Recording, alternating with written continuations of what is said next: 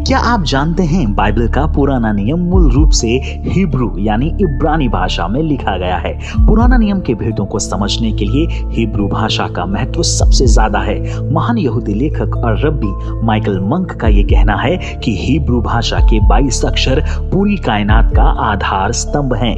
Hebrew Bible में परमेश्वर ने अपने वचन के ऐसे रहस्यों को छिपाया है जिनको जानने के बाद एक मसीही आश्चर्यचकित हो जाता है। हिब्रू बाइबल के शब्दों में परमेश्वर द्वारा अद्भुत भविष्यवाणियों और भेदों को छिपाया गया है। रब्बियों के प्राचीन रहस्य नामक इस पुस्तक में आप वचन के जिन रहस्यों से रूबरू होंगे वे आपके दिलों दिमाग को हिलाकर रख देंगे, जिनको जानने के बाद बाइबल अध्ययन का आपका तरीका पूरी तरह से बदल जाएगा।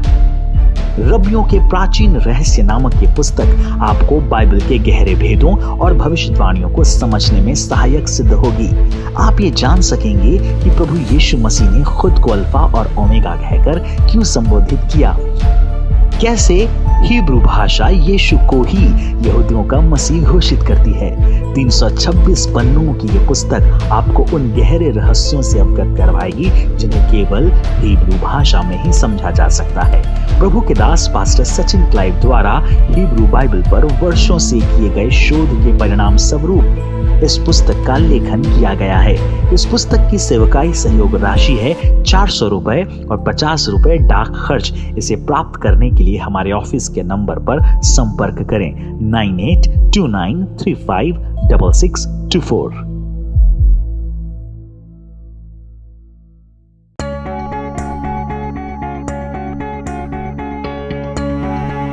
भविष्य में संसार का क्या होगा, इस प्रश्न को लेकर के आज विश्व का हर एक व्यक्ति चिंतित है। क्या ये दुनिया बचेगी या ये नष्ट हो जाएगी? इस बात को लेकर के आज का इंसान, चाहे वो किसी भी जाति, किसी भी सभ्यता, किसी भी संस्कृति का ही क्यों ना हो, लेकिन इस बात को लेकर के परेशान है कि भविष्य में संसार का क्या होगा।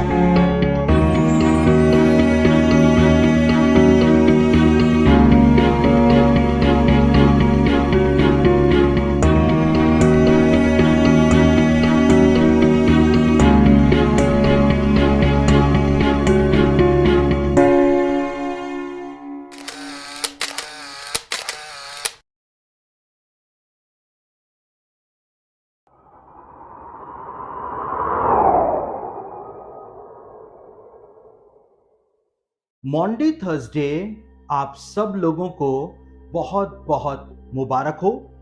और आज के हमारे इस अध्ययन के अंदर हम यीशु मसीह के द्वारा जो अंतिम भोज अपने शिष्यों के साथ लिया गया था, जिसको हम द लास्ट सपर के नाम से जानते हैं या संबोधित करते हैं, उसके ऊपर अपना ध्यान केंद्रित करने जा रहे हैं। और हर साल मॉन्डे थर्सडे के दिन यीशु मसीह के इस अंतिम भोज को याद किया जाता है हर एक कलीसिया में मसीही विश्वासियों के द्वारा, कि कैसे यीशु ने अपने शिष्यों के साथ अपने दुख भोग से पहले यह अंतिम फसह का भोज खाया था।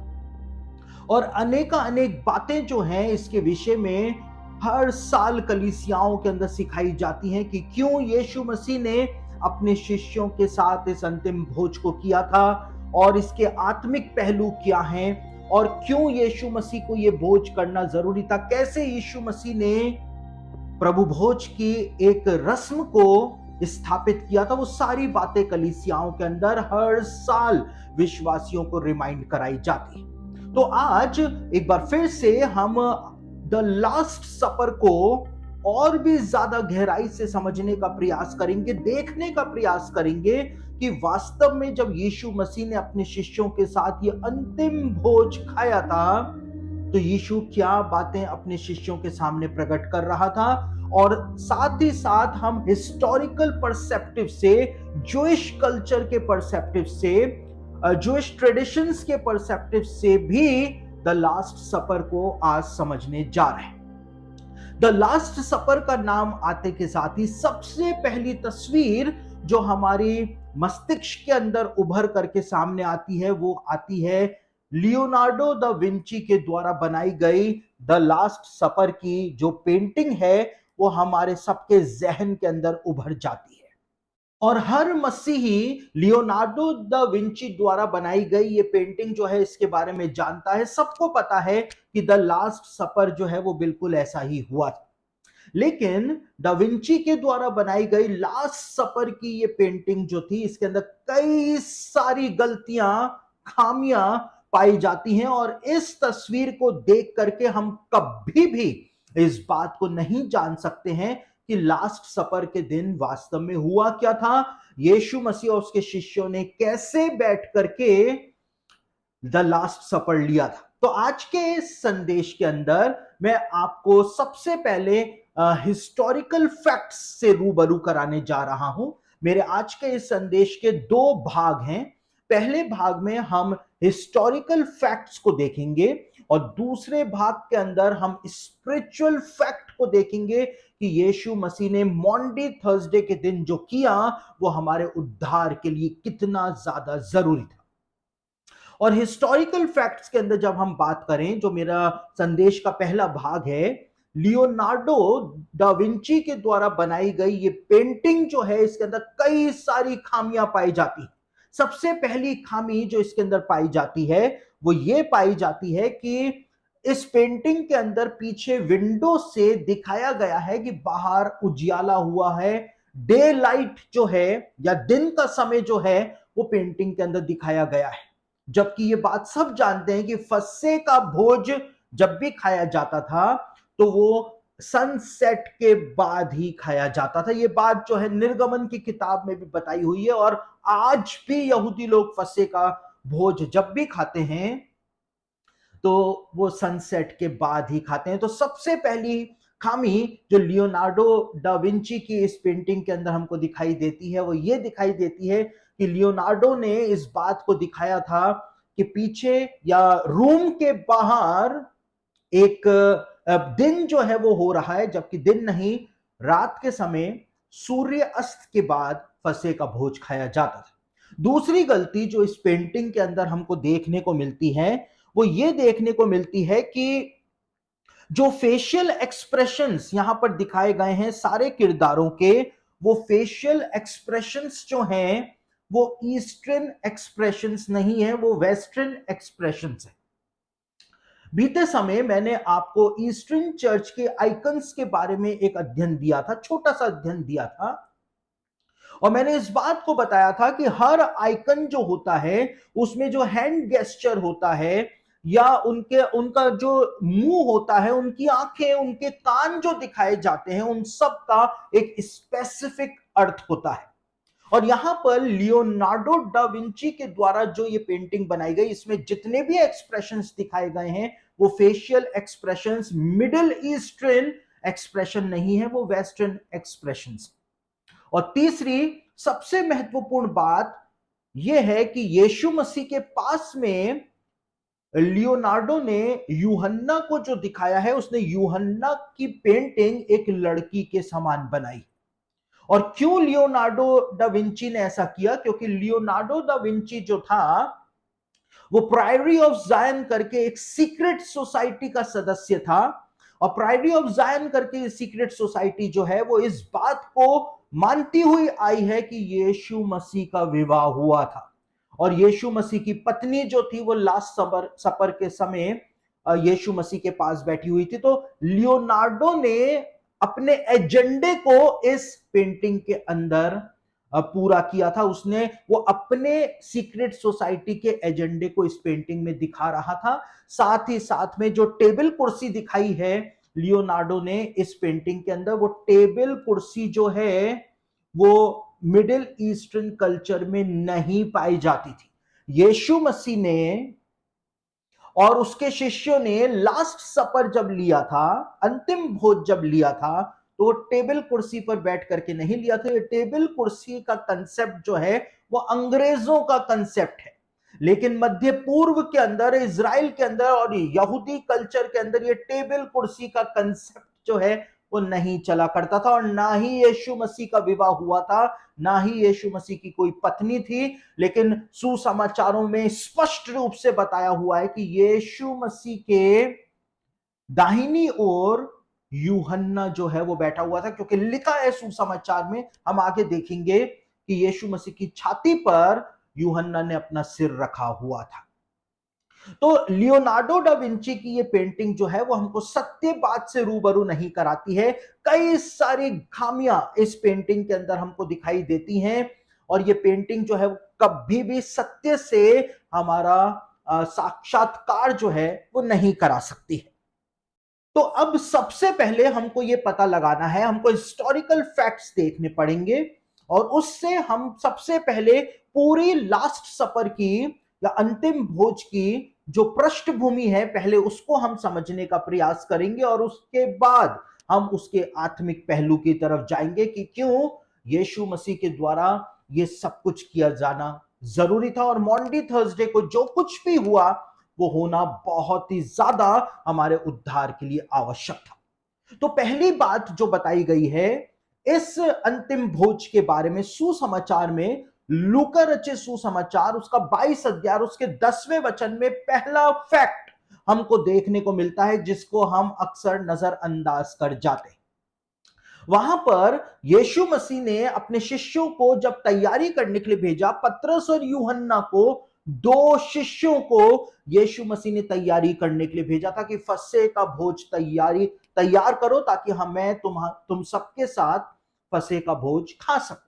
और लूका 22:10 के अंदर क्या लिखा हुआ है, एक स्पेसिफिक साइन बताया हुआ है।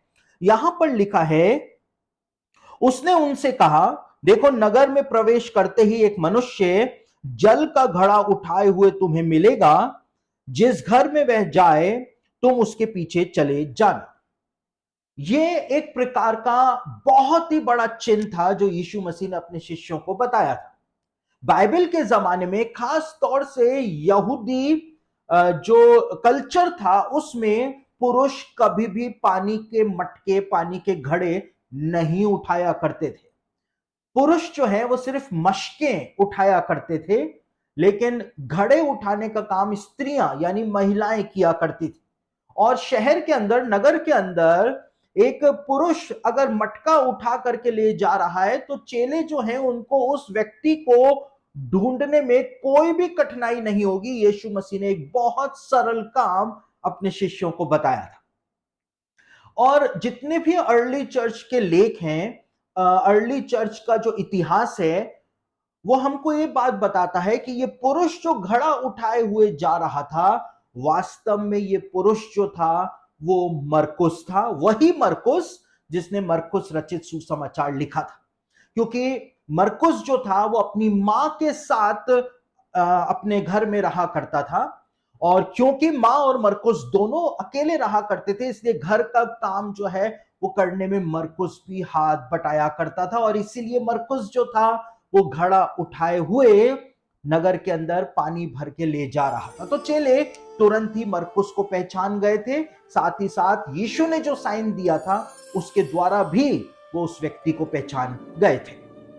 उसके बाद जब हम आगे बढ़ते हैं तो लूका रचित सुसमाचार के ही 22वें अध्याय में बहुत सारी इंपॉर्टेंट बातें बताई गई हैं, जिसके द्वारा हमको समझ में आ जाता है कि जो लियोनार्डो डा विंची के द्वारा जो पेंटिंग बनाई गई थी वो पूरी तरह से गलत पेंटिंग बनाई गई थी, क्योंकि यहां पर हिस्टोरिकल फैक्ट्स, बिब्लिकल फैक्ट्स जो हैं वो कोई दूसरी ही बात हमको बताते हैं। लूका रचित सुसमाचार उसका 22 अध्याय और उसके 11 और 12 वचन को जब हम पढ़ते हैं तो वहां पर कुछ महत्वपूर्ण बातें यीशु के द्वारा अपने शिष्यों को बोली गई थी। और यीशु ने क्या कहा था? यीशु ने कहा था कि जब वो घड़ा उठाए हुए पुरुष तुमको मिल जाएगा, तब उस घर के स्वामी से कहना, गुरु तुझसे कहता है कि वे पाहुनशाला यानी गेस्ट चैम्बर कहां है जिसमें मैं अपने चेलों के साथ फंसे खाऊं। वह तुम्हें एक सजी सजाई बड़ी अटारी दिखा देगा, वहीं तैयारी करना। यहां पर कुछ महत्वपूर्ण बिंदु यीशु के द्वारा अपने शिष्यों को बताए गए थे।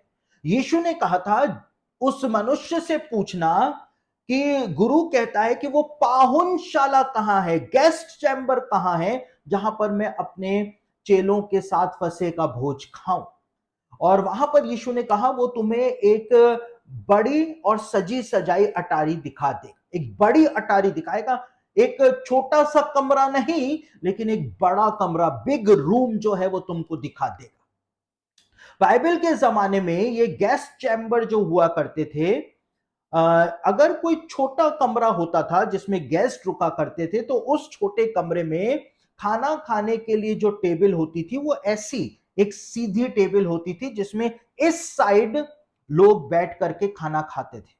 और कैसे खाना खाते थे, वो अपना एक हाथ जो है वो नीचे कुशन पर रखते थे और सीधे हाथ से वो लोग खाना खाया करते थे। तो ऐसी स्ट्रेट टेबल जो है वो हुआ करती थी और छोटे कमरों के अंदर सिर्फ ऐसी स्ट्रेट टेबल लगा रहा करती थी।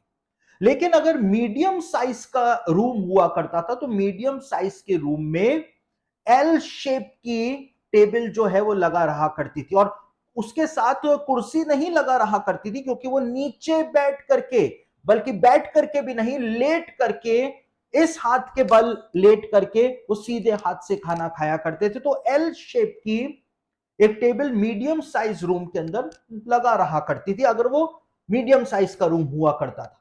लेकिन यीशु ने कहा वो तुमको एक बड़ी अटारी यानी बिग रूम दिखाएगा। तो बिग रूम जो हुआ करता था उसमें सी, जो एक अंग्रेजी का अल्फाबेट होता है सी, उस शेप के अंदर टेबल जो है, रिक्लाइनिंग टेबल जो है वो वहां पर लगा रहा करती थी। और इस प्रकार की रिक्लाइनिंग टेबल को जो बड़े रूम के अंदर लगा रहा करती थी, इसको ट्राइक्लिनियम के नाम से आज भी जाना जाता है।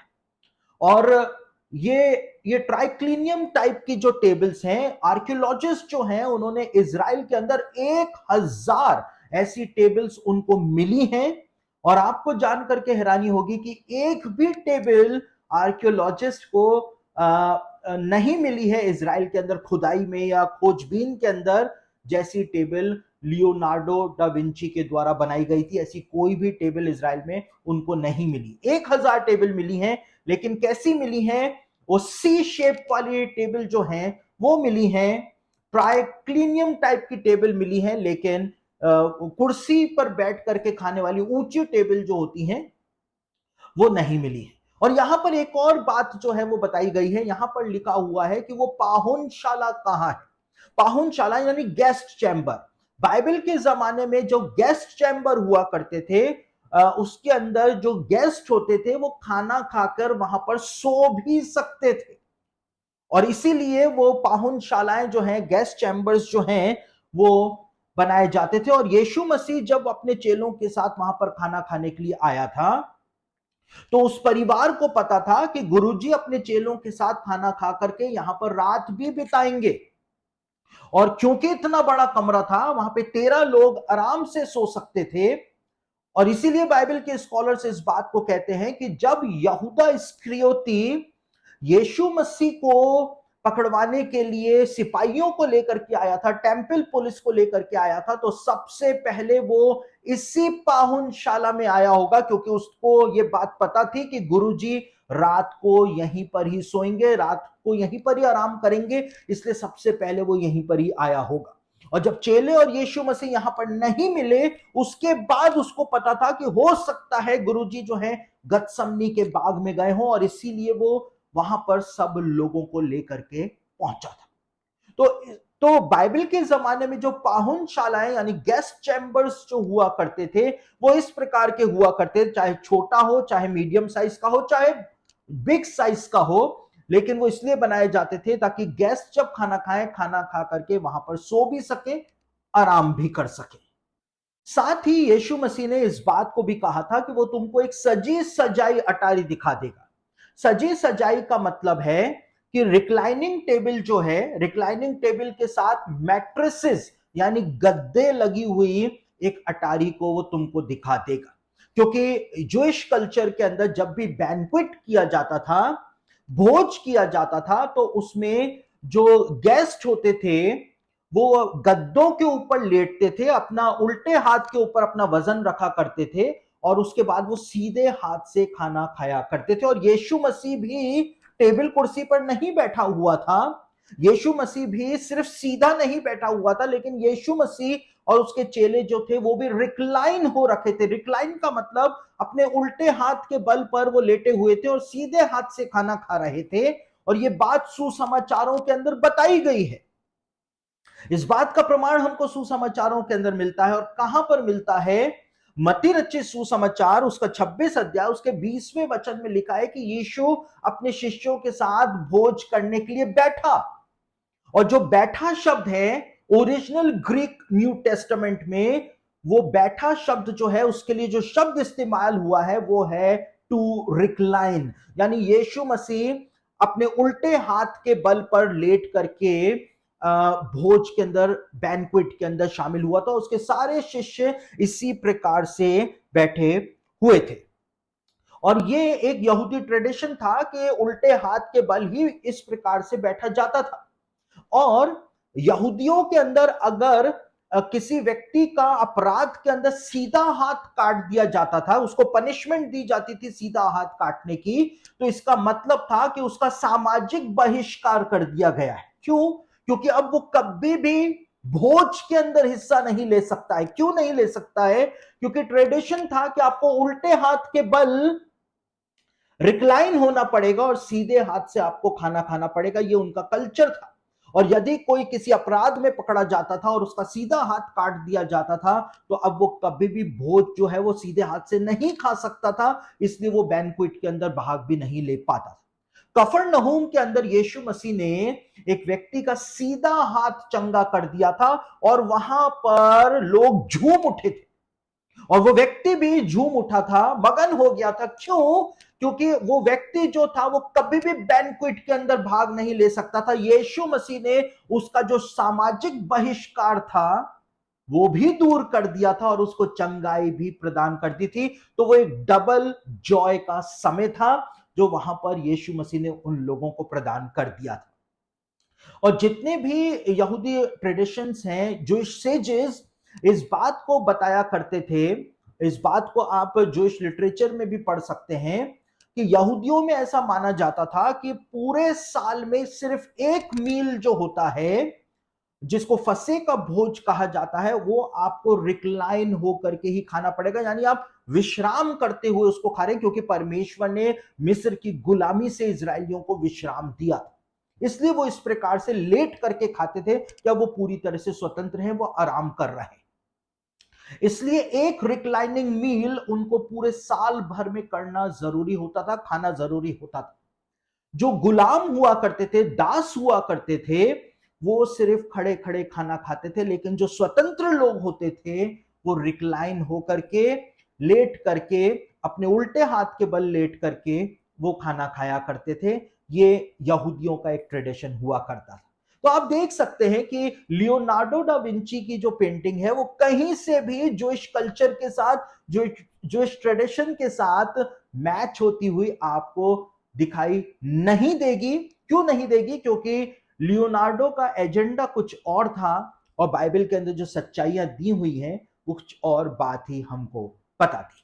अब जब हम आगे बढ़ते हैं तो सबसे ज्यादा शॉकिंग चीज जो है वो अब हमारे सामने आ रही है। एक ऐसा फैक्ट मैं आपके सामने रखने जा रहा हूं कि जब मैंने खुद भी इस फैक्ट को जाना था, और अभी ज्यादा समय नहीं हुआ है मेरे द्वारा भी इस फैक्ट को जाने हुए, अभी कुछ दिन पहले ही जब मैं इजराइल के अंदर था और बैथलेहम के अंदर जो ऑलिव वुड जो होता है, यानी जैतून की लकड़ी से जो आइटम्स बनाए जाते हैं, जो शिल्प कलाएं बनाई जाती हैं, मैं उस फैक्ट्री में था और उनके स्टोर के अंदर जब मैं था, वहां पर मुझको ये बात जो है वो सबसे पहले पता चली थी। और मैं खुद भी हैरान हो गया था उस बात को कि पवित्र भूमि के अंदर आज भी जो मसीही लोग रहते हैं उनकी मान्यता जो है वो हमारी मान्यता से बिल्कुल अलग है। और जैसा मैंने अपने एक संदेश के अंदर पहले भी कहा था कि हम भारतीय मसीही लोग जो हैं, हमने वेस्टर्न क्रिश्चियनिटी को फॉलो करना शुरू कर दिया और हम सोचते हैं कि यीशु मसीह कोई अंग्रेज था। लेकिन मसीहत जो है वो अंग्रेजों का धर्म नहीं है, अंग्रेजों का रिलीजन नहीं है, लेकिन मसीहत जो है वो मिडिल ईस्ट से आई है। इज़राइल से आई है, यरूशलेम से आई है। और ईस्टर्न चर्च के जो ट्रेडिशंस हैं वो बताते हैं कि यीशु मसीह जब अपने शिष्यों के साथ भोज करने बैठा तो यीशु मसीह किस जगह के ऊपर बैठा हुआ था। ये सिटिंग अरेंजमेंट जो था लास्ट सपर का, वो भी लियोनार्डो दा विंची की पेंटिंग की पोल खोल देता है, उसकी खामी बता देता है। क्योंकि बाइबल के जमाने में जो ट्राइक्लिनियम हुआ करता था, जो टेबल हुआ करती थी जिसपे बड़ी अटारी के अंदर लोग बैठ करके, गेस्ट बैठ करके भोज किया करते थे, रिक्लाइन होकर के किया करते थे, उसमें जो होस्ट होता था, जैसे यीशु मसीह उस भोज का होस्ट था, यीशु मसीह उस भोज को आयोजित यीशु मसीह ने किया था। तो जो मुखिया हुआ करता था वो हमेशा टेबल के बीचों बीच में नहीं, लेकिन टेबल के लेफ्ट साइड में बीच में बैठा करता था, जैसा कि आप इन तस्वीरों के अंदर देख सकते हैं। और साथ ही साथ यहूदी कल्चर के अंदर इस बात को माना जाता था कि जिन दो लोगों ने भोज को तैयार किया होता था उनकी भी भोज खाते समय स्पेसिफिक सीट हुआ करती थी, स्पेसिफिक जगह हुआ करती थी जहां पर वो बैठा करते थे। जो होस्ट होता था उसके उसके लेफ्ट साइड में, उसके राइट साइड के अंदर वो व्यक्ति बैठा करता था, उन दो में से एक व्यक्ति बैठा करता था जिसने भोज तैयार किया होता था। और हम इस बात को पढ़ते हैं यूहन्ना रचित सुसमाचार के अंदर। यूहन्ना रचित सुसमाचार उसका 13 अध्याय और उसके 23वें वचन में हम इस बात को पढ़ते हैं। वहां पर साफ तौर से बताया हुआ है कि यीशु मसीह के दाहिनी ओर, यीशु मसीह के राइट हैंड साइड पर यूहन्ना बैठा हुआ था। और कैसे बैठा हुआ था वहां पर बताया हुआ है कि यूहन्ना जो था उसने अपना सिर यीशु मसीह की छाती पर रखा हुआ था। तो कैसे रखा हुआ था? क्योंकि यूहन्ना जो था वो रिक्लाइन हो रखा था और उसने अपना सिर जो था वो यीशु की छाती के ऊपर रखा हुआ था। इससे हमको ये प्रमाण मिलता है कि यीशु की दाहिनी ओर जो था वो यूहन्ना बैठा हुआ था। और यूहन्ना उन दो जनों में था, पतरस और यूहन्ना ने ही फसह का भोज तैयार किया था, इसलिए यूहन्ना इस जगह के ऊपर बैठा हुआ था। साथ ही पतरस जो था वो बिल्कुल यूहन्ना के सामने ऑपोजिट साइड में यीशु मसीह से दूर बैठा हुआ था। और हमको कैसे पता कि वहां पर पतरस जो है वो बैठा हुआ था? इसका प्रमाण हमको इससे मिलता है कि जब यीशु ने इस बात को कहा कि तुम में से एक मुझे पकड़वाएगा, तो पतरस के लिए यूहन्ना रचित सुसमाचार उसका 13 अध्याय और उसके 24वें वचन में बताया है कि पतरस ने यूहन्ना से इशारा करके पूछा था कि गुरु से पूछ कि वो कौन है जो गुरु को धोखा देने जा रहा है। यानी पतरस और यूहन्ना का सीधा आई कांटेक्ट कैसे हुआ था? क्योंकि वो दोनों आमने सामने बैठे हुए थे, ऑपोजिट बैठे हुए थे। लेकिन अब सबसे महत्वपूर्ण बात हमारे सामने आती है। यीशु मसीह के जो होस्ट था, यीशु मसीह मुखिया था उस भोज का, उसके लेफ्ट हैंड साइड पर कौन बैठा हुआ था? जूइश ट्रेडिशन के अंदर इस बात को माना जाता है कि ये भोज जो हुआ करता था इसमें होस्ट के लेफ्ट हैंड साइड पर, और लेफ्ट हैंड साइड की ये पोजीशन जो होती थी वो बहुत बहुत बहुत इंपॉर्टेंट हुआ करती थी। क्यों हुआ करती थी? क्योंकि जैसे यूहन्ना अपने लेफ्ट हैंड के ऊपर रिक्लाइन हो रखा था और उसका सिर यीशु मसीह की छाती के ऊपर रखा हुआ था, उसी प्रकार से जो होस्ट हुआ करता था, मुखिया जो होता था भोज का, जब वो अपने लेफ्ट हैंड के ऊपर रिक्लाइन होता था तो उसका सिर जो है वो पास वाले की छाती के ऊपर रखा रहता था। और इसीलिए जो लेफ्ट साइड में, होस्ट के लेफ्ट साइड के अंदर जो बैठा करता था वो बहुत इंपॉर्टेंट पर्सन हुआ करता था। उसको गेस्ट ऑफ ऑनर कहा जाता था। जो भी होस्ट के लेफ्ट हैंड साइड पर बैठा होता था उसको गेस्ट ऑफ ऑनर कहा जाता था। और आपको जानकर के हैरानी होगी, ईस्टर्न चर्च के ट्रेडिशंस भी इस बात को बताते हैं और बाइबल भी इस बात को बताती है कि यीशु मसीह ने गेस्ट ऑफ ऑनर जो था वो यहूदा इस्करियोती को बनाया था। और क्यों यहूदा इस्करियोती को बनाया था? क्योंकि बाइबल स्कॉलर्स इस बात को बताते हैं कि जितने भी चेले थे उनको गलीली बोला गया था, लेकिन यहूदा जो था उसका जो नाम है यहूदा इस्करियोती, वो वास्तव में ट्रांसलेशन मिस्टेक है। लेकिन जो tree of life version Bible को भी यदि आप पढ़ेंगे तो ट्री ऑफ लाइफ वर्जन में भी, जिसको मैसियानिक रब्बियों के द्वारा ट्रांसलेट किया गया है नए नियम को, तो उन्होंने सही ट्रांसलेशन किया है। ट्री ऑफ लाइफ वर्जन के अंदर लिखा है यहूदा इस्करियोती का नाम यहूदा यानी कि जूडस इश्करियोट।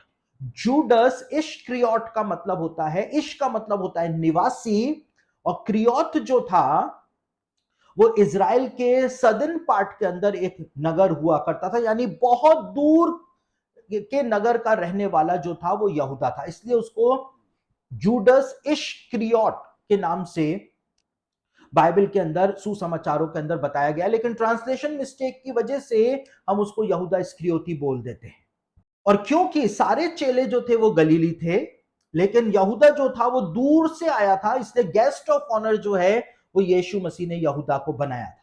और यहूदा ही यीशु मसीह के बिल्कुल पास में लेफ्ट हैंड पर बैठा हुआ था। इसका प्रमाण क्या है? इसका प्रमाण यह है कि जोइश कल्चर के अंदर जो होस्ट होता था, जो मुखिया होता था भोज का, पहला निवाला वो तोड़ करके और उसको डुबो करके गेस्ट ऑफ ऑनर को दिया करता था। और हम देखते हैं कि यीशु मसीह ने भी ऐसा ही किया था। पहला निवाला जो था वो यीशु मसीह ने डुबो करके यहूदा इस्करियोती को ही दिया था, जिससे पता चलता है कि यीशु ने गेस्ट ऑफ ऑनर जो था वो यहूदा इस्करियोती को ही बनाया था। और सबसे ज्यादा महत्वपूर्ण बात यह है कि जिस समय यहूदा के मन में यीशु मसीह को धोखा देने की बातें चल रही थी कि मैं इसको कैसे पकड़वाऊं, यीशु मसीह का सिर जो था वो यहूदा की छाती के ऊपर ही रखा हुआ था। यीशु मसीह उससे इतना क्लोज था, लेकिन उसके बावजूद उसने यीशु मसीह को धोखा दिया था। और ये ही वो सब चीजें थी जो यीशु के पकड़वाए जाने के बाद यहूदा को अंदर ही अंदर काट रही थी,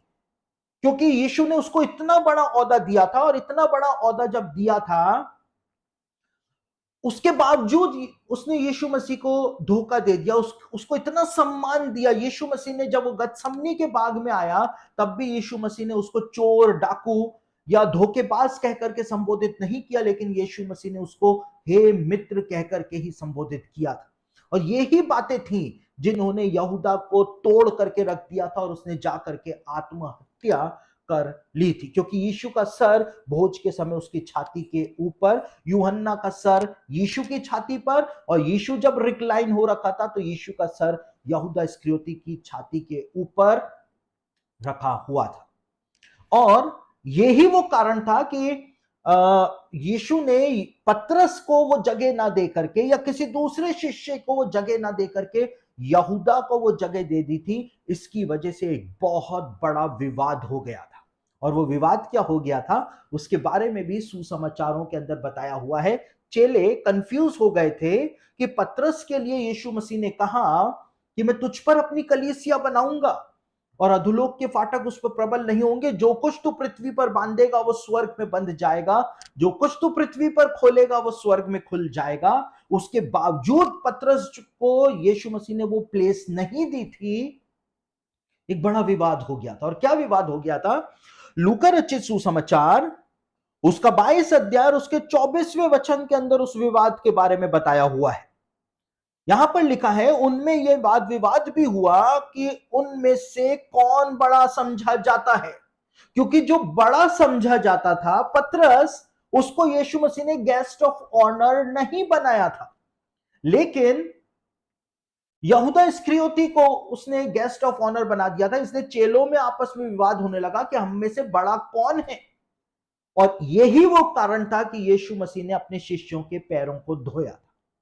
और यहीं पर ही हमको एक और प्रमाण मिलता है कि पतरस जो था वो बिल्कुल एंड में बैठा हुआ था। उस ट्राइक्लिनियम टेबल जो हुआ करती थी उसके बिल्कुल एंड में पतरस सबसे लास्ट में बैठा हुआ था, क्योंकि जब यीशु मसीह ने सब चेलों के पैरों को धोए तो यीशु मसीह पैर धोते हुए सबसे एंड में पतरस के पास पहुंचा था, जिससे हमको पता चलता है कि पतरस जो था वो यूहन्ना के ऑपोजिट में टेबल के सबसे किनारे पर बैठा हुआ था। तो यहां पर हमको ये सिटिंग अरेंजमेंट जो है वो देखने को मिलता है। मैं जब कुछ दिनों पहले बैतलहम के अंदर था और जब मैंने वो शिल्प कलाएं देखी जो लास्ट सपर की थी, उनको देख करके मैं खुद हैरान रह गया, क्योंकि ईस्टर्न चर्च जो है उसको तो ये बात बहुत पहले से पता है कि लियोनार्डो डा विंची की जो पेंटिंग है वो कहीं से भी लास्ट सपर को बिब्लिकली प्रेजेंट नहीं करती है, लेकिन वो सिर्फ एक पोस्टर है। असली जो लास्ट सपर यीशु मसीह ने लिया था उसके बारे में बाइबल के अंदर, सुसमाचारों के अंदर कुछ और बात ही बताई गई है। जब हम अब आगे बढ़ते हैं तो लिखा हुआ है मत्ती रचित सुसमाचार उसका 26 अध्याय उसके 30वें वचन के अंदर, वहां पे साफ तौर से बताया है कि यीशु मसीह और उसके चेले भजन गा करके फिर जैतून पर्वत की तरफ गए थे। और कौन से भजन गा करके वो जैतून पर्वत की तरफ गए थे? भजन संहिता 113 से लेकर 118 जो हैं वो आज भी यहूदियों के द्वारा फसह का भोज जब वो खत्म करते हैं, जब उसको खा लेते हैं, फसह का भोज खाने के बाद भजन संहिता का 113 से लेकर 118 जो भजन है उसको यहूदी लोग आज भी गाते। और यीशु मसीह ने भी उस ट्रेडिशन को फॉलो किया था और यीशु मसीह और उसके चेलों ने भी भजन 113 से 118 गा करके और उसके बाद वो जैतून पर्वत की तरफ चले गए थे, गतसमनी के बाग की तरफ चले गए थे। लेकिन अब मेरे संदेश का दूसरा भाग मैं शुरू करने जा रहा हूं और इस दूसरे भाग के अंदर हम देखेंगे कि जब यीशु मसीह गतसमनी के बाग के अंदर पहुंचा और जब यीशु गतसमनी के बाग में था तो वहां पर यीशु मसीह जो था उसका पसीना खून की बूंद बन करके टपकना शुरू हो गया था और यीशु मसीह बड़ी वेदना में वहां पर प्रार्थना कर रहा था। यह बात सुसमाचारों के अंदर भी बताई गई है और आज भी आप यदि गतसमनी के बाग में जाएं, यरूशलेम के अंदर जाएं, तो गतसमनी के बाग के जगह के ऊपर एक चर्च बना हुआ है जिसको चर्च ऑफ द एगोनी के नाम से जाना जाता है।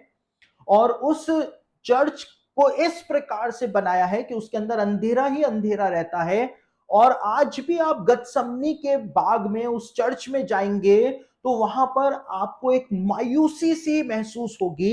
यीशु वहां पर रोया था, यीशु वहां पर व्याकुल हुआ था, यीशु इतना ज्यादा व्याकुल था कि आज भी गतसमनी के बाग में जाकर के आप उस व्याकुलता को और उस उदासी को आप वहां पर महसूस कर सकते हैं। लोग जितने भी तीर्थयात्री गतसमनी के बाग में जाते हैं वो जब गतसमनी के बाग में एंटर होते हैं, उस चर्च में एंटर होते हैं जहां पर वो चट्टान है, जिस चट्टान के ऊपर यीशु मसीह का पसीना लहू की बूंद बंद करके टपक रहा था, वहां पे जाकर के लोग अपने आप को रोक नहीं पाते हैं, वहां पे जाकर के लोग रोने लग जाते हैं क्योंकि वो उस वेदना को महसूस करते हैं, उस मायूसी को, उस उदासी को वो महसूस करते हैं जिसको यीशु मसीह उस समय महसूस कर रहा था। तो यीशु मसीह भजन गा करके ये फसह का भोज लेकर के उसके बाद यीशु मसीह गतसमनी के बाग में आ गया था।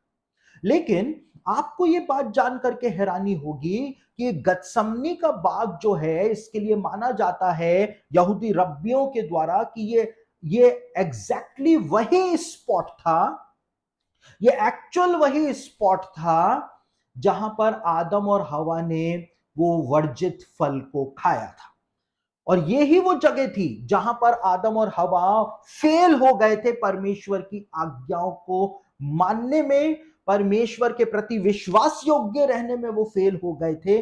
और इसीलिए अब जब इंसान के उद्धार के प्रोसेस को शुरू करना था तो यीशु मसीह उस एक्चुअल, उस एग्जैक्ट स्पॉट पर आकर के खड़ा हो गया था जहां पर आदम और हवा जो है वो फेल हो गए थे। यानी यीशु मसीह ने गतसमनी के बाग में आकर के उस रात को इस बात को जाहिर कर दिया था कि जिस जगह के ऊपर इंसान आकर के फेल हो गया, अब परमेश्वर का पुत्र आ गया है उसी जगह के ऊपर इंसान को वापस से अदन की वाटिका के अंदर प्रवेश करा देने के लिए। यीशु मसीह ने उद्धार की प्रक्रिया को जो उस रात को प्रारंभ किया, यीशु मसीह ने उद्धार की उस प्रक्रिया को गत्समनी के बाग से जानबूझ करके आरंभ किया था, क्योंकि ये ही वो एक्चुअल जगह थी जहां पर आदम और हवा फेल हो गए थे, उन्होंने पाप कर दिया और यहां से यीशु मसीह ने उद्धार की प्रक्रिया को प्रारंभ कर दिया था। परमेश्वर का अनुग्रह जो है वो मानव जाति के ऊपर प्रकट होना शुरू हो गया था गत्समनी के उस बाग से। मॉन्डी थर्सडे के दिन रात को जब यीशु मसीह उस बाग के अंदर था, हमारे उद्धार के काम को यीशु ने वहां से शुरू कर दिया था। एक वचन हम पढ़ लेते हैं, प्रेरितों के काम 15 अध्याय 13 और 14 वचन के अंदर क्या बात बताई हुई है। यहां पर लिखा है, जब वे चुप हुए तो याकूब कहने लगा, हे भाइयों मेरी सुनो। शमौन ने बताया कि परमेश्वर ने पहले पहल अन्य जातियों पर कैसी कृपा दृष्टि की कि उनमें से अपने नाम के लिए एक लोग बना ले। प्रेरितों के काम की पुस्तक के अंदर याकूब इस बात को कहता है कि परमेश्वर ने सबसे पहले अन्य जातियों के ऊपर ऐसी कृपा दृष्टि करी कि उनमें से अपने नाम के लिए एक लोग बना ले। परमेश्वर ने अन्य जातियों पर ऐसी कृपा दृष्टि की थी, याकूब इस बात को कहता है।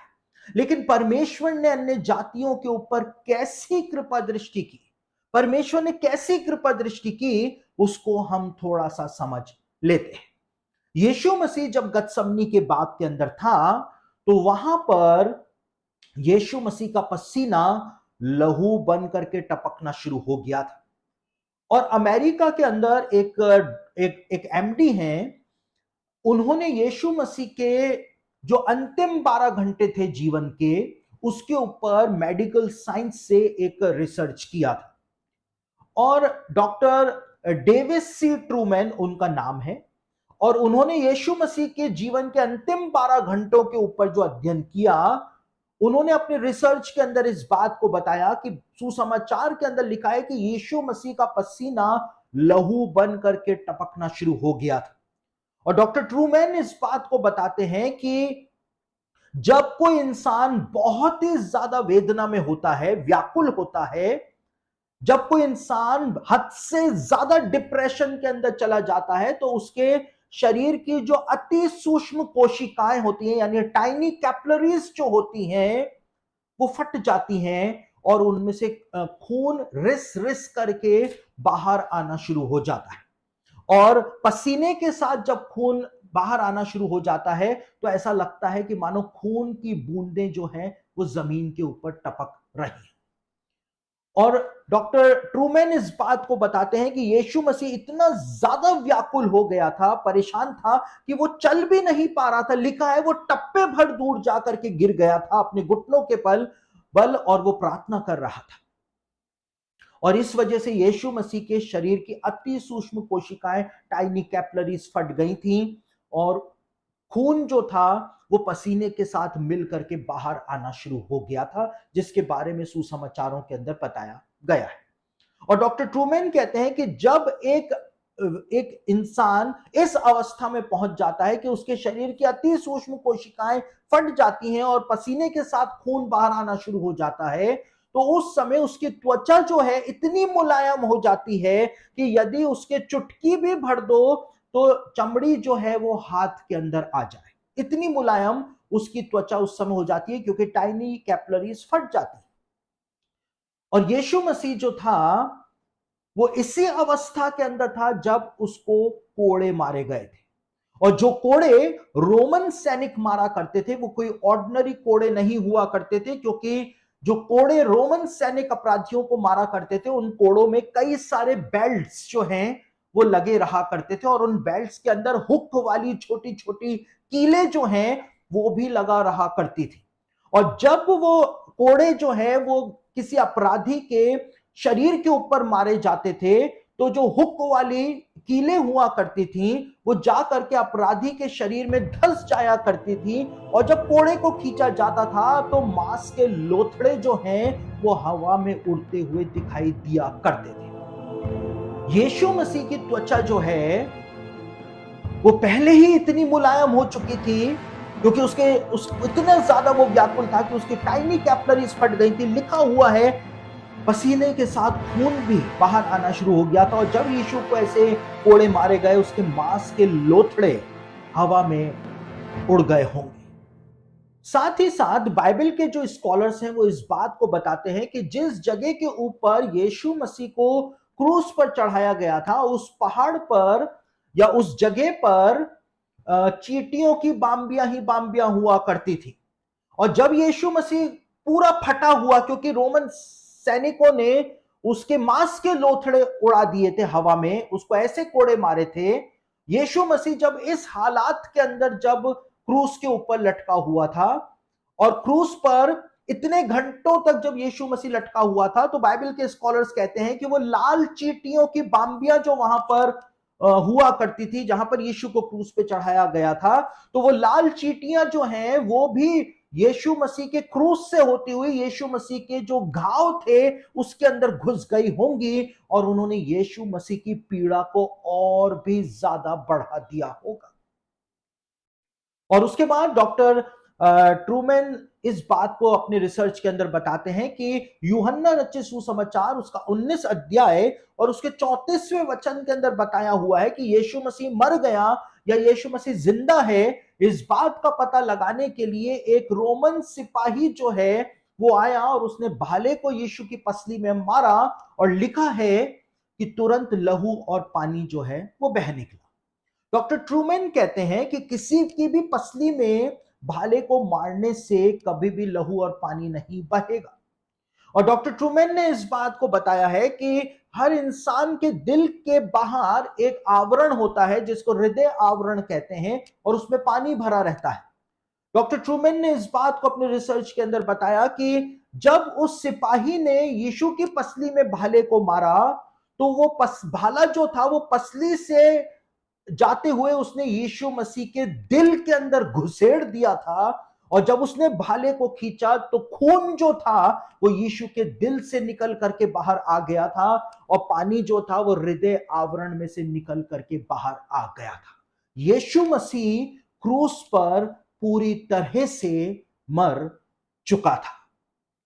परमेश्वर ने अन्य जातियों पर ऐसी कृपा दृष्टि करी कि उनमें से अपने नाम के निमित्त एक लोग बनाने। परमेश्वर ने ऐसी कृपा दृष्टि करी, और ये कृपा दृष्टि परमेश्वर ने क्यों करी? जब यीशु का पसीना लहू बन करके टपक रहा था, तो यीशु मसीह आदम के उस श्राप को खत्म कर रहा था जो आदम को परमेश्वर के द्वारा दिया गया था कि तू अपने पसीने की मेहनत की जो फसल जो होगी वो खेत की उपज खाया करेगा, तो अपने पसीने की कमाई को खाया करेगा। यीशु मसीह उस श्राप को खत्म कर रहा था। जब यीशु मसीह को कोड़े मारे गए, तो यीशु मसीह को जो कोड़े मारे गए उसके द्वारा जितनी भी बीमारियां इंसान के ऊपर आ गई थी, लिखा है उसके कोड़े खाने से हम चंगे हुए। यीशु मसीह ने जब कोड़े खाए, उसके मांस के लोथड़े हवा के अंदर उछल गए, हमको उसके द्वारा परमेश्वर चंगाई दे रहा था। और साथ ही साथ जब यीशु के दिल के अंदर भाले को मारा गया, तो परमेश्वर ने यह प्रॉमिस भविष्यवक्ताओं के द्वारा दिया था कि वो समय आने वाला है जब मैं तुम्हारे पत्थर के दिल को निकाल करके तुमको मांस का दिल दूंगा। यीशु मसीह के दिल में जब भाला मारा गया, तो इंसान का वो कठोर दिल, वो पत्थर समान दिल जो था, उसको परमेश्वर ने निकाल करके उसको मांस के दिल के अंदर तब्दील कर दिया, जो प्रॉमिस परमेश्वर ने भविष्यवक्ताओं के द्वारा प्रदान किया था। परमेश्वर ने हम अन्य जातियों के ऊपर, यहूदियों के ऊपर ऐसी कृपा दृष्टि करी। यीशु मसीह ने जो अपना बलिदान दिया, इतना दुख यीशु मसीह ने उठाया, वो व्यर्थ में नहीं उठाया था, क्योंकि परमेश्वर की कृपा दृष्टि इंसान के ऊपर होनी थी। इसलिए यीशु मसीह जो था वो ये सारा दुख उस दिन उठा रहा था। उस दिन जब यीशु मसीह ने इस सारे दुख को उठाया, यीशु मसीह ने हमको उद्धार दे दिया था। उस जगह से उद्धार का ये सारा कार्यक्रम यीशु ने शुरू किया था, ये सारी प्रक्रिया यीशु ने शुरू करी थी। जहां पर आदम और हवा आकर के फेल हो गए थे, वहीं पर ही मनुष्य के पुत्र ने दिखा दिया था कि अब इंसान को छिपने की जरूरत नहीं है, अपने पापों के लिए जानवरों का बलिदान चढ़ाने की जरूरत नहीं है, लेकिन अब परमेश्वर का पुत्र आ गया है, परमेश्वर का मेमना आ गया है, और वो इंसान को उद्धार देने के लिए दुख उठाने जा रहा है, और उसने दुख उठाया भी। तो आज जब हम यीशु मसीह के इस सारे बलिदान को याद कर रहे हैं एक बार फिर से, तो हमको उस दर्द को महसूस करना चाहिए जो यीशु मसीह ने महसूस किया था। यह कोई साधारण काम नहीं था। एक तो शारीरिक दुख था, ऊपर से पूरी दुनिया का जो पापों का बोझ था परमेश्वर ने यीशु के ऊपर डाला हुआ था। यीशु मसीह शारीरिक दुख को भी सहन कर रहा था और आत्मिक युद्ध भी यीशु मसीह इंसान की तरफ से लड़ रहा था। इतना दुख यीशु मसीह ने सहा हमारे लिए, और उसके बावजूद हम बपतिस्मा लेने के बाद, प्रभु भोज लेने के बाद, उसके बावजूद हम यीशु को अपना प्रभु और उद्धारकर्ता मान के ग्रहण करने के बाद, विश्वासी कहलाने के बाद भी हम आज भी पाप के अंदर अपना जीवन व्यतीत कर रहे हैं। ये कितनी भयानक बात है। लिखा है इब्रानियों की पत्री के अंदर कि जो एक बार उद्धार का स्वाद चख लेता है, यदि वो वापस से फिर जाए तो वो परमेश्वर के पुत्र को जलील करता है। यदि हम आज भी पाप के अंदर अपना जीवन बिता रहे हैं, आज वो दिन है जब यीशु ने अपने शिष्यों को ये प्रभु भोज की रस्म जो थी वो इंट्रोड्यूस करी थी, और यीशु ने कहा था कि ये सिर्फ ग्रेप जूस नहीं है, लेकिन यीशु ने कहा था ये मेरा लहू है। और यीशु ने फसह की रोटी को उठा करके कहा था कि ये मेरी देह है, इसको खाओ। लेकिन पौलुस कहता है कि जो खाते पीते समय प्रभु की देह को ना पहचाने, वो इसके खाने और पीने से अपने ऊपर दंड लाता है। आज सोचने का समय आ गया है। मैंने आपके सामने हिस्टोरिकल फैक्ट्स को भी रख दिया। कहीं आज हम यहूदा इस्करियोती के समान तो नहीं बने हुए हैं। यीशु मसीह ने इतना प्रेम उसको दिखाया, इतना सम्मान उसको दिया। सारे चेलों में सबसे बड़ा पतरस था, सबसे प्रिय यूहन्ना था, लेकिन गेस्ट ऑफ ऑनर यीशु मसीह ने यहूदा इस्करियोती को बनाया। यीशु चाहता तो पतरस को यहां पर बिठा करके अपना सिर उसकी छाती पर रख सकता था, पतरस को भी अच्छा लगता, यीशु को भी अच्छा लगता, लेकिन यीशु मसीह ने यहूदा की छाती पर अपने सिर को रखा हुआ था। उसके दिल के पास यीशु मसीह का सिर रखा हुआ था, लेकिन उसके बावजूद वो मसीह की अहमियत को नहीं पहचान पाया। कहीं आज हम भी तो वैसा काम नहीं कर रहे। यीशु ने हमको पाप की दलदल में से छुड़ा करके एक सम्मानित जीवन दे दिया है। हम कहां पड़े हुए थे, किस गंदगी में थे, किन पापों के अंदर हम थे, यीशु मसीह हमको वहां से निकाल करके ले आया। आज हमको यहां पर यीशु मसीह ने पहुंचा दिया, और उसके बावजूद यदि हम फिर से पाप करते हैं, उसके बावजूद यदि हम यीशु के बलिदान को समझ नहीं पाते, उसकी वैल्यू, जैसे यहूदा ने उस वैल्यू को नहीं समझा, यीशु मसीह इतना नजदीक उसके था, आज यीशु मसीह हमारे इतना नजदीक है। यदि हम इन सब बातों की वैल्यू को नहीं समझेंगे, तो पौलुस ने कहा है कि जो खाते पीते समय प्रभु की देह को ना पहचाने, वो उसके खाने और पीने से अपने ऊपर दंड लाता है। जैसे यहूदा पे दंड आया, यीशु मसीह ने उसको दंड नहीं दिया, लेकिन यहूदा ने अपने आप को दंड दिया। वैसे ही यदि आज भी हम एक विश्वासी, एक मसीही कहलाने के बावजूद पाप कर रहे हैं, तो हमको रुक करके थोड़ा सा सोचने की जरूरत आ गई है। हम अपनी नजरों में धर्मी हो सकते हैं, लेकिन क्या हम परमेश्वर की नजरों में आज भी धर्मी? आज ये मॉन्डी थर्सडे का दिन हमको चेतावनी दे रहा है। हम अंत के दिनों में हैं। यीशु मसीह ने कहा मैं वापस आऊंगा, तब मैं इस प्याले में से पीऊंगा। यीशु मसीह का वो प्याला आज भी यीशु का इंतजार कर रहा है। यीशु आएगा उस प्याले में से पीने के लिए, लेकिन यदि हमने अपने जीवन में विश्वासी कहलाने के बावजूद पाप रखा हुआ है, तो आज हमारे लिए समय है पश्चाताप करने का, रिपेंट करने का। यीशु ने इतना दुख सहा, हमको श्रापों से छुड़ाया। हम फेल हो गए थे हर जगह पर, लेकिन यीशु आया, उसने अनुग्रह प्रकट किया, क्योंकि लिखा है कि व्यवस्था तो मूसा लेकर के आया, लेकिन अनुग्रह और सच्चाई यीशु मसीह परमेश्वर के पास से लेकर के आया था। तो आज का ये दिन आप लोगों को एक अच्छी सोच प्रदान करे, एक ऐसा मन परमेश्वर आपको दे दे, जैसे यीशु के दिल में जब भाले को मारा गया, परमेश्वर का प्रॉमिस था कि मैं उनको मांस का सा दिल दूंगा। आज यदि हम में से कई सारे लोग कठोर हैं, हमने अपने दिलों को पत्थर बना रखा है, तो परमेश्वर का अनुग्रह आपके ऊपर हो जाने पाए कि आपका ये पत्थर दिल हटा करके परमेश्वर मांस का सा दिल आपको प्रदान कर दे। हम सब प्रार्थना के अंदर शामिल होंगे। मैं आप सबके लिए प्रार्थना करने जा रहा हूं। यदि आपके जीवन में पाप है, आप चाहे यीशु मसीह को जानते हैं, चाहे हो सकता है आप यीशु मसीह के बारे में पहली बार आज सुन रहे हो, आपके लिए अवसर है कि अपने जीवन को आप यीशु मसीह के चरणों में लेकर आ सकते हैं, पश्चाताप कर सकते हैं, रिपेंट करें, और उसके बाद प्रभु की देह और लहू के अंदर आप लोग शामिल। हम प्रार्थना करेंगे। सर्वशक्तिमान पिता परमेश्वर प्रभु, आपके लोगों के जीवन में आपके वचन का बीज बो दिया गया है। ये अपने अपने घरों में, दूर दराज क्षेत्रों में बैठ करके इस वचन को सुन रहे हैं। प्रभु, आपसे प्रार्थना करता हूं कि जहां जहां पर भी आपका वचन ये सुन रहे हैं प्रभु, वहां वहां पर आपका पवित्र आत्मा इनके जीवनों में काम करने पाए, इनको पश्चाताप करने वाला मन दे प्रभु। हम सब प्रभु उस दर्द को, उस वेदना को महसूस कर सकें, उस मायूसी को, उस उदासी को जो आपने गतसमनी के बाग के अंदर महसूस करी, उसको महसूस कर सकें, ताकि प्रभु जी उद्धार जो आपने हमको दिया है, हम इसके वास्तविक अर्थ को जान सकें। प्रभु, आप सबको छू ले।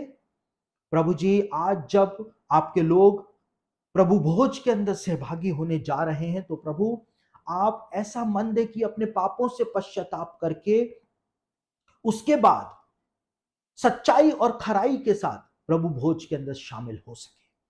प्रभु जी, आज का दिन आपके लोगों के लिए बहुत ही ज्यादा मुबारक होने पाए। आप अपना अद्भुत अनुग्रह इनके ऊपर प्रकट करें। इनकी परेशानियां प्रभु जी, इनकी बीमारियां प्रभु जी, इनकी आर्थिक तंगहाली, सब कुछ आपके सामने खुला और बेपर्दा है। मैं यीशु मसीह के नाम से प्रभु जी उन सब लोगों के लिए प्रार्थना करता हूं जो इस समय मेरे साथ प्रार्थना में जुड़े हुए हैं। यीशु मसीह के नाम का सामर्थ्य मैं उनके जीवनों पर रिलीज कर देता हूं। मैं स्वतंत्रता की घोषणा यहां से उन सबके जीवनों के ऊपर कर रहा हूं प्रभु। इनकी बीमारियां दूर हो जाने पाए। जिनके पास नौकरियां नहीं है, उनकी नौकरियां लग जाने पाए। सुरेश नाम का एक जवान मुझको इस समय सुन रहा है, और सुरेश के पास नौकरी नहीं है, और सुरेश जो है वो आत्महत्या करने की सोच रहा है। इतना ज्यादा घर वालों के ताने उसने सुने हैं, लेकिन यीशु मसीह का अनुग्रह उसके ऊपर हो चुका है। सुरेश, 3 दिन के अंदर ही अंदर तुझको एक अच्छी नौकरी मिलने जा रही है। प्रभु, आपका अनुग्रह सुरेश के जीवन के ऊपर हो जाने पाए। शैतान के बंधनों को मैं सुरेश के जीवन के ऊपर से तोड़ देता हूं प्रभु। जितनी भी बहनों के पास बच्चे नहीं है, वो संतान उत्पन्न नहीं कर पा रही है प्रभु, मैं उनको मां होने का अधिकार यीशु मसीह के सामर्थी नाम से दे रहा हूं। उनके ऊपर यीशु के नाम की सामर्थ को मैं रिलीज कर रहा हूं प्रभु। एक जीवित गवाहियां हमको सुनने को मिलने पाए। प्रभु, आप अपनी महिमा को प्रकट करें। जितने लोग पैरालिसिस में हैं प्रभु जी, वो उठ करके खड़े हो जाने पाए। यीशु मसीह के सामर्थी नाम से आपकी महिमा प्रकट हो जाने पाए। प्रभु, मैं आपके लोगों को आपके हाथों में सौंप रहा हूं प्रभु जी। सबसे बढ़कर आपके लोगों को आप पश्चाताप करने वाला मन देना प्रभु, ताकि मेरा ये वचन सुनाना और इनका ये वचन सुनना कुछ भी व्यर्थ ना होने पाए। आप सबको ब्लेस कर दें यीशु मसीह के सामर्थी नाम से, आमीन।